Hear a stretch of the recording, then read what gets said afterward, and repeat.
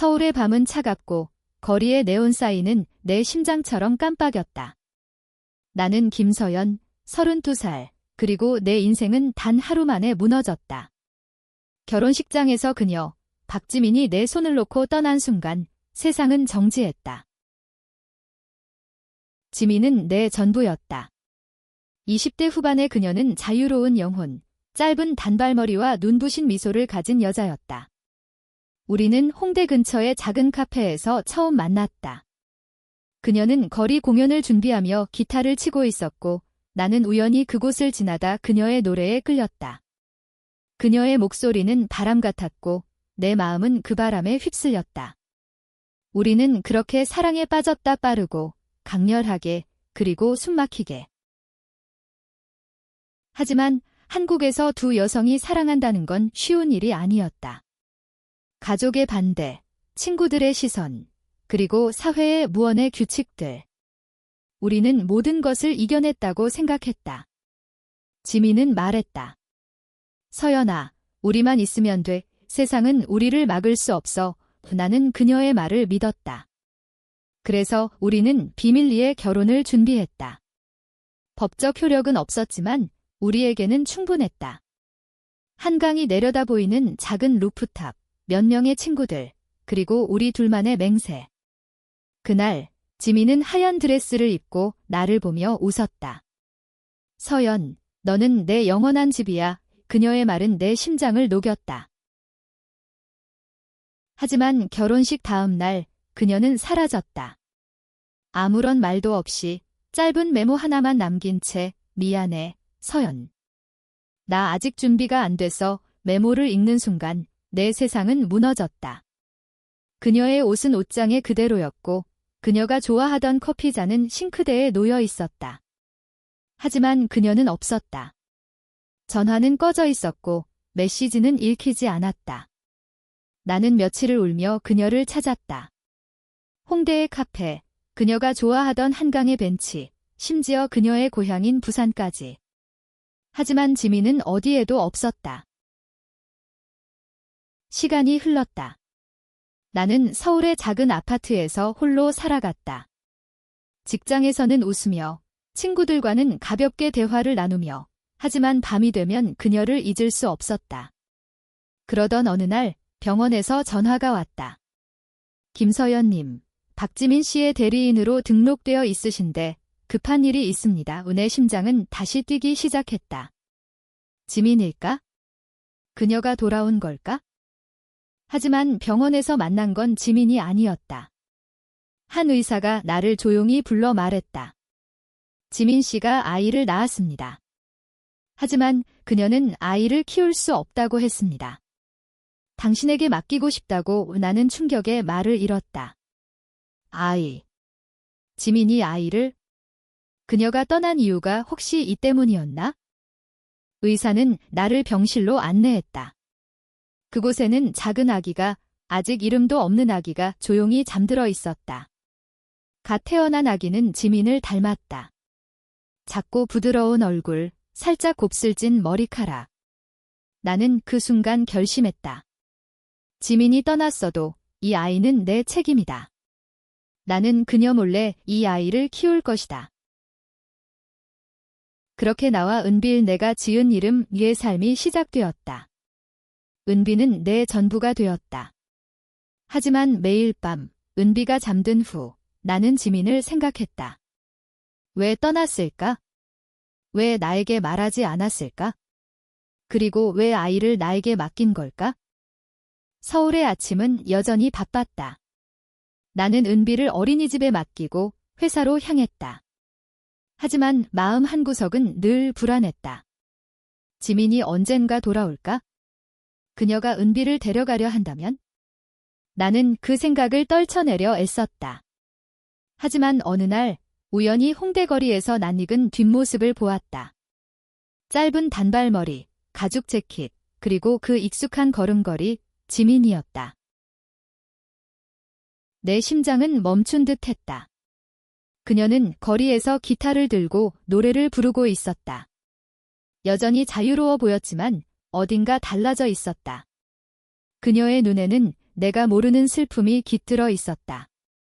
나는 그녀에게 다가가려 했지만 발이 떨어지지 않았다. 은비를 생각했다. 내가 지민에게 다가가면 우리의 삶은 또다시 흔들릴지도 몰랐다. 그날 밤, 나는 은비를 품에 안고 창밖을 바라봤다. 서울의 불빛은 여전히 깜빡였지만 내 마음은 조금 더 단단해졌다. 지민이 떠난 이유는 아직 모른다. 하지만 은비가 내 곁에 있는 한 나는 싸울 것이다. 그녀를 위해서, 그리고 나를 위해서. 은비가 자라는 동안 나는 그녀에게 지민의 흔적을 숨겼다. 은비의 작은 손이 내 손을 잡을 때마다 나는 지민의 미소를 떠올렸다. 하지만 그 미소는 이제 내게 고통이었다. 은비는 이제 3살, 어린이집에서 친구들과 까르르 웃으며 놀았다. 그녀의 웃음소리는 내게 유일한 위안이었다.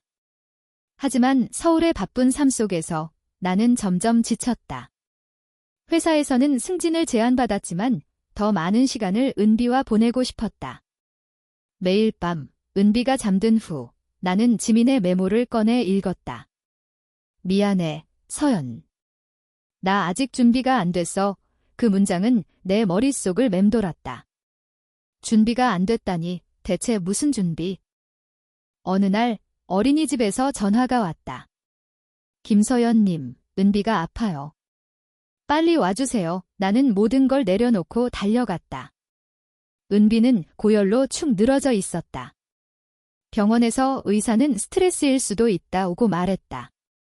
나는 가슴이 철렁했다. 내가 은비에게 충분히 사랑을 주지 못한 걸까? 지민이 없다는 걸 은비가 이미 느끼고 있는 걸까? 그날 밤 은비를 안고 병원 복도를 걷다. 나는 우연히 한 간호사를 만났다. 그녀는 지민의 고등학교 친구였다. 서연 씨, 지민이 부산에서 지내고 있다고 들었어요. 예술가로 활동 중이라던데. 나는 숨이 멎는 기분이었다. 지민이 부산에. 그녀가 살아있다는 걸 알았지만 왜 내게 연락하지 않은 걸까? 나는 은비를 위해 강해져야 했다. 하지만 마음 한구석에서 지민을 찾고 싶다는 충동이 커졌다. 나는 부산으로 가기로 결심했다. 은비를 친한 친구에게 맡기고 기차에 몸을 실었다. 부산의 바다는 차갑고 푸르렀다. 나는 지민이 자주 갔던 해운대 근처의 작은 갤러리를 찾았다. 그곳에서 그녀의 그림을 발견했다. 강렬한 색채, 그리고 어딘가 슬픈 분위기의 작품들. 그녀는 여전히 예술 속에서 살고 있었다. 갤러리 직원이 말했다. 이 작품들은 박지민 작가의 것입니다. 그녀는 최근 서울로 돌아갔다고 하던데요. 서울. 내 심장이 다시 뛰었다. 지민이 내 곁에 같은 도시에 있었다니. 하지만 왜 나를 찾지 않은 걸까? 나는 서울로 돌아와 은비를 안았다. 그녀의 작은 몸은 따뜻했고 나는 그녀를 잃을까 두려웠다. 지민이 돌아오면 그녀가 은비를 데려갈지도 몰랐다. 나는 그 생각을 떨쳐내려 애썼지만 두려움은 점점 커졌다. 그러던 어느 날 회사에서 돌아오는 길에 나는 우연히 지민을 다시 보았다. 이번에는 강남의 번화가. 그녀는 한 카페 앞에서 누군가와 이야기를 나누고 있었다. 그녀의 옆에는 낯선 여성이 있었다. 그들은 다정해 보였다. 내 심장은 갈기갈기 찢어졌다. 지민은 나와 은비를 잊고 새로운 삶을 시작한 걸까? 나는 집으로 돌아와 은비를 안고 울었다. 하지만 은비의 작은 손이 내 뺨을 어루만졌다. 엄마, 괜찮아. 나는 그 순간 깨달았다. 지민이 어떤 선택을 했든 은비는 내 가족이다. 나는 그녀를 지킬 것이다. 지민을 본 이후 내 마음은 혼란 그 자체였다. 그녀가 서울에 있다는 사실, 그리고 다른 누군가와 함께 있는 모습은 내 가슴을 찢었다. 하지만 은비가 내 곁에 있는 한 나는 무너질 수 없었다. 은비는 점점 자랐다. 이제 4살, 그녀는 호기심이 많고 세상을 탐험하고 싶어 했다. 어린이집에서 돌아오면 늘 내게 그림을 보여주며 말했다. 엄마, 이건 우리 집이야. 여기 엄마랑 나랑 같이 살아. 그녀의 그림에는 늘 두 사람만 있었다.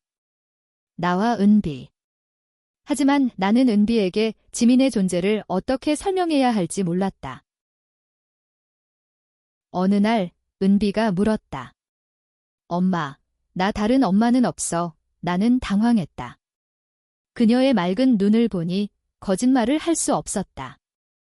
은비야, 너를 아주 사랑하는 사람이 또 있어. 언젠가 말해줄게. 은비는 고개를 끄덕였지만 나는 가슴이 아팠다. 그날 밤 나는 지민에게 연락을 시도했다.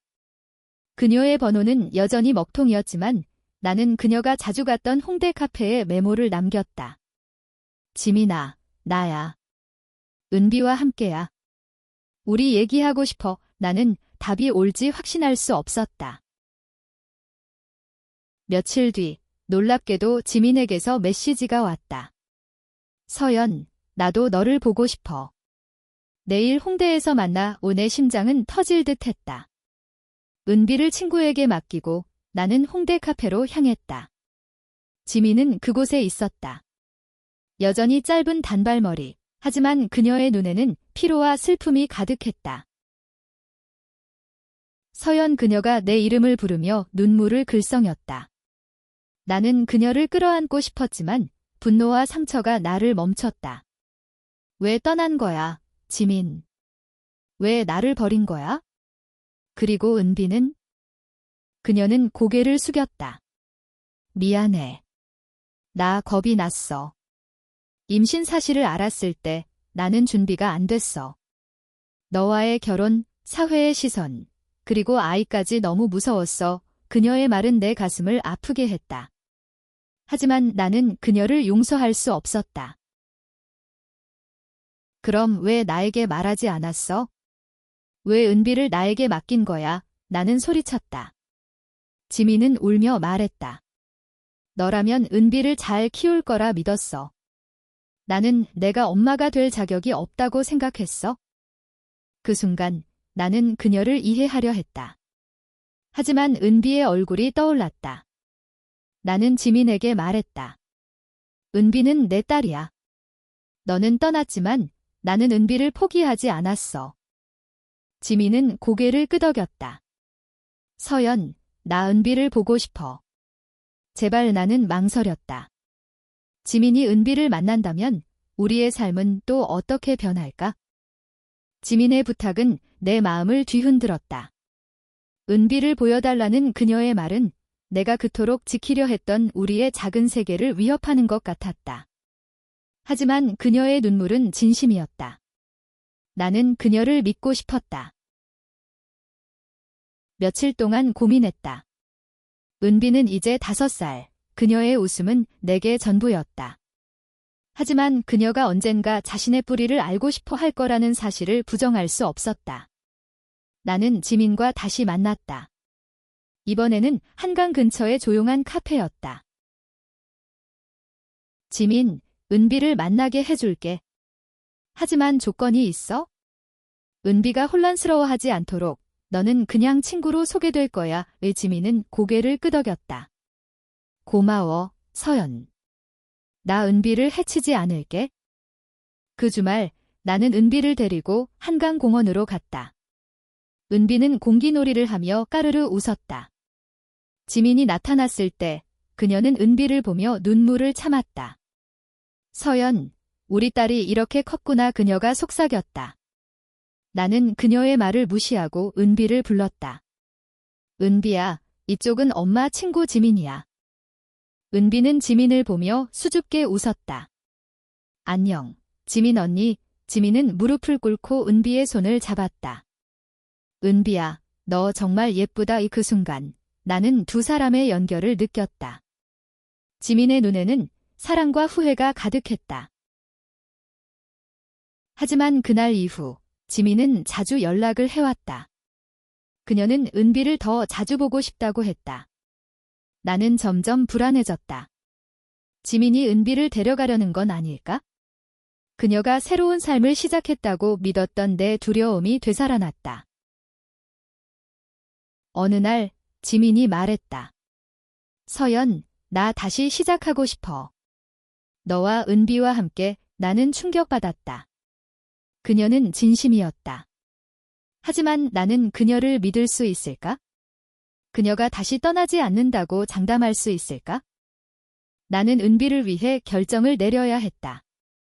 지민을 다시 받아들이는 건 위험했다. 하지만 그녀를 완전히 밀어내는 것도 은비에게 상처를 줄 수 있었다. 나는 지민에게 시간을 달라고 했다. 지민, 나도 너를 사랑했어. 하지만 은비가 우선이야. 너는 증명해야 해, 우리를 다시 믿을 수 있게. 지민은 고개를 끄덕였다. 서연, 내가 노력할게. 약속해. 지민이 다시 우리 삶에 들어오면서 모든 것이 달라졌다. 그녀는 은비와 시간을 보내며 점점 더 책임감 있는 모습을 보여줬다. 은비는 지민을 지민 언니로 부르며 따랐다. 하지만 내 마음은 여전히 불안했다. 지민은 홍대에서 작은 아트 스튜디오를 열었다. 그녀는 은비를 위해 그림책을 만들기 시작했다. 은비가 좋아할 거야. 그녀는 웃으며 말했다. 나는 그녀의 노력에 감동했지만 과거의 상처는 쉽게 지워지지 않았다. 어느 날 은비가 어린이집에서 돌아와 말했다. 엄마, 지민 언니가 나한테 엄마 같아. 그 말은 내 가슴을 찔렀다. 은비가 지민을 엄마로 느끼기 시작한 걸까? 나는 기뻤지만 동시에 두려웠다. 지민과 나는 자주 한강에서 만났다. 그녀는 자신의 과거를 털어놓았다. 서연, 내가 떠난 건 너 때문이 아니야. 나 자신을 잃을까 두려웠어. 사회의 시선, 가족의 기대 나는 그 모든 걸 감당할 수 없었어. 나는 그녀의 말을 이해하려 했다. 하지만 여전히 아팠다. 그러던 중 지민의 어머니가 서울로 찾아왔다. 그녀는 지민과 나의 관계를 알게 됐다. 지민아, 이게 뭐야? 너 여자와 결혼했다고. 그녀의 목소리는 분노로 떨렸다. 지민은 고개를 숙였지만 나를 보며 말했다. 엄마, 서연과 은비는 내 가족이야. 그 말은 내게 큰 충격이었다.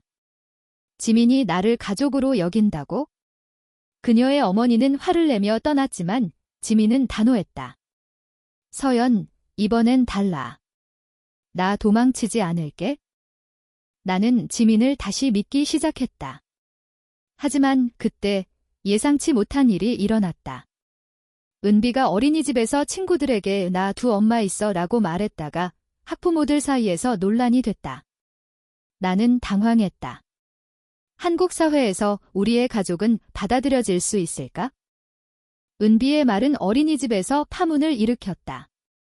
몇몇 학부모들은 우리 가족을 비난했고 나는 은비를 지키기 위해 학교와 대화를 나눴다. 은비는 행복한 아이예요. 그걸로 충분하지 않나요? 나는 떨리는 목소리로 말했다. 지민은 내 곁에서 힘을 보탰다. 그녀는 학부모 모임에 직접 나가서 말했다. 저희는 은비를 사랑합니다. 그게 잘못인가요? 그녀의 당당한 모습은 나를 놀라게 했다. 지민은 정말 변하고 있었다. 하지만 사회의 시선은 차가웠다. 우리는 SNS에서 악플을 받았고 심지어 회사 동료들까지 수근거렸다. 나는 지민에게 물었다. 지민, 이 모든 걸 견딜 수 있어. 그녀는 내 손을 잡으며 말했다. 서연, 너와 은비가 있다면 난 뭐든 할 수 있어?